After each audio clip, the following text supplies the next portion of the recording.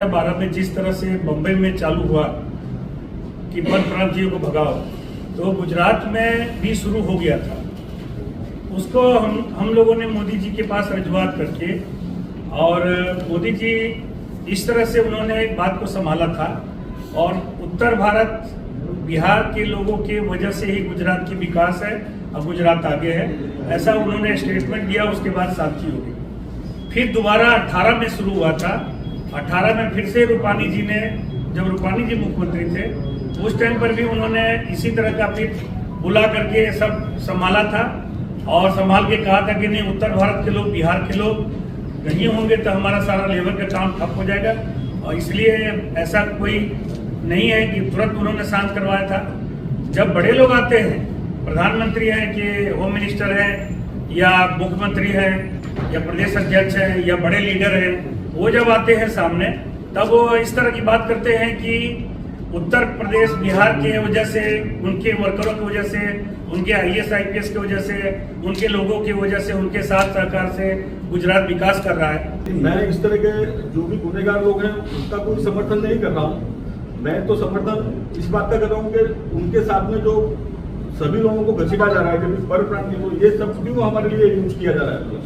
हम लोग वर्षों से यहाँ पर रहते हैं, यहाँ आप लोगों के साथ में जैसे दूध में मतलब अपने शक्कर मिलाई जाती है, इस तरह से हम लोग काम करते हैं, सब कुछ होता है। तो कोई भी बात आती है तो हमारे लिए ये क्यों कहा जाता है कि ये परप्रांतीय है और इनके वजह से ये तकलीफ होती है या ये होता है। हम लोग भी तो काम सब लोग करते ही है ना, तो सभी चीज़ों का मतलब हम लोग भी बिजनेस में है, चीज़ों में, हर चीज़ में सभी हमारे साथ क्षेत्र के लोग लगे हुए हैं। तो हम सभी लोग तो कोई उस प्रकार के मतलब उसमें से तो आते नहीं है कि सभी कोई गुनेगार तो लोग नहीं है, कभी सभी लोग तो इस तरह के नहीं है। तो सब लोगों को इस तरह से क्यों बोला जाता है? દરેક સમાજને બોલાવવાનું રીઝન એક જ હતું કે આ આખા વસ્ત્રાલ કાંડની અંદર એકલા જ પરપ્રાંતિ નહોતા, જેની અંદર 2 થી 4 જણા જ હતા, અને બાકીના વિહોલા જે એનો મેન લીડર પંકજ, એ કોઈ યુપીનો નથી, એ પ્રોપર એ ગુજરાતનો જ છે। તો અમારો પર આક્ષેપ કેમ લગાવ્યો?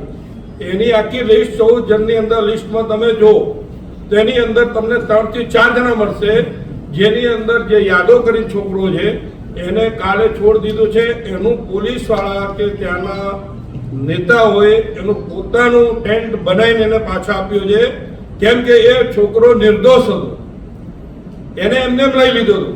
સર્કલમાં ગયા, તમે અત્યારે હું અહીંયા બેઠો છું, કોઈ પણ વસ્તુ બને છે, આઈને ઊભો રહી ગયો, એની સાથે છોકરાને લઈ ગયા હતા, અને એને ખરેખર એટલી બધી માર મારી છે, અને એને પાછું મોકલી અને કોઈ કેસ નથી કર્યો। પછી એને ત્યાં એમને અત્યારે એમના ઘેર ટેન્ટ બનાવ્યું છે, એ તમે પણ જોઈ શકો છો।